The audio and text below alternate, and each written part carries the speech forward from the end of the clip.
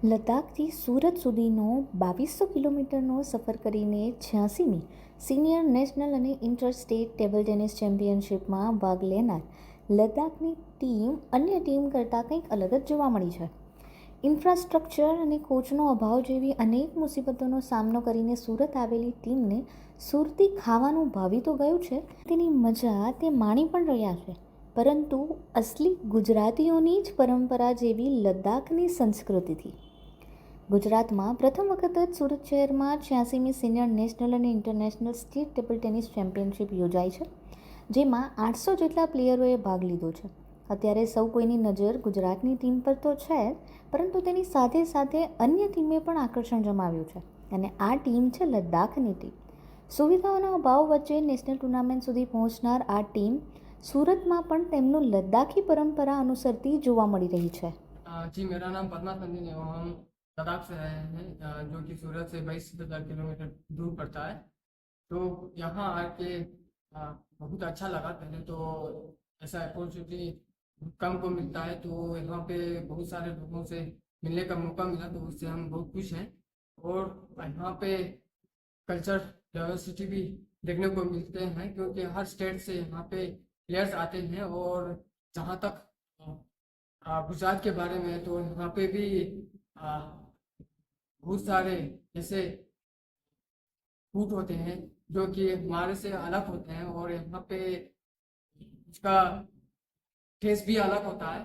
तो उसको देखते हुए हम कह सकते हैं कि खाना बहुत अच्छा है, लेकिन जैसे हमारे वहाँ पे खाना होता है वो थोड़ा ज़्यादा होता है, तो इसके कारण यहाँ पे थोड़ा सा तीखा लगता है, लेकिन खाना बहुत अच्छा था। तो साथ ही में जैसे यहाँ पे लोग चेयर पे बैठ के खाना खाते हैं, तो हम हमारा जो लद्दाख में जैसे खाना खाते हैं नीचे बैठ के और सबके साथ खाते हैं मिलजुल के, आपस में बातचीत करते हुए। तो हमें यहाँ पे भी ऐसे ही बैठना बहुत अच्छा लगता है। इससे ये होता है कि हम ज़मीन से जुड़े रहते हैं।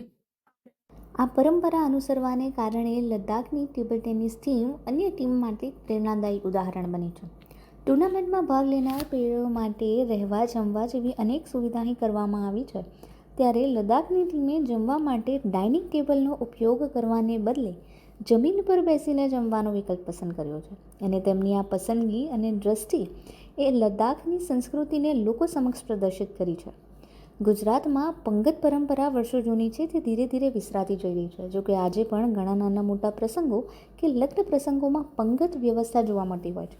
પરંતુ જો ગુજરાતની બહાર આ પરંપરા જોવા મળે તો ચોક્કસથી આશ્ચર્ય થાય, અને તેમાં પણ લદ્દાખ જેવા કેન્દ્રશાસિત પ્રદેશમાં જો આવી પરંપરા હોય તો તે પણ જાણવા જેવી છે. ગુજરાતની જેમ લદ્દાખમાં પણ આ પ્રમાણેની પરંપરા જ છે, જેથી 790 અન્ય ખેલાડીઓ કે જે ખુરશી ટેબલ પર બેસીને જમે છે, તેની વચ્ચે આ 10 ખેલાડીઓ જમીન પર બેસીને જ જમે છે. फातिमा है, हम 29 ईयर्स हूँ और हम सब लद्दाख से आए हैं। 10 मेंबर्स हैं।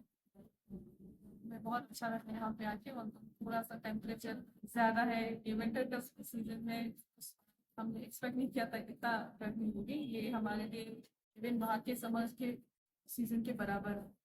तो बाकी ओवरऑल बहुत अच्छा लगा गुजरात आके। खाना अच्छा था, बट लिटिल बिट स्पाइसी, मुझे एसिडिटी प्रॉब्लम थी। अदरवाइज बहुत अच्छा था। वहाँ से भी सिमिलैरिटी बहुत मिलती होती है। हम भी चावल दाल चावल खाते हैं, यहाँ पे भी खाते हैं, यहाँ पे भी रोटी खाते हैं, तो ठीक था।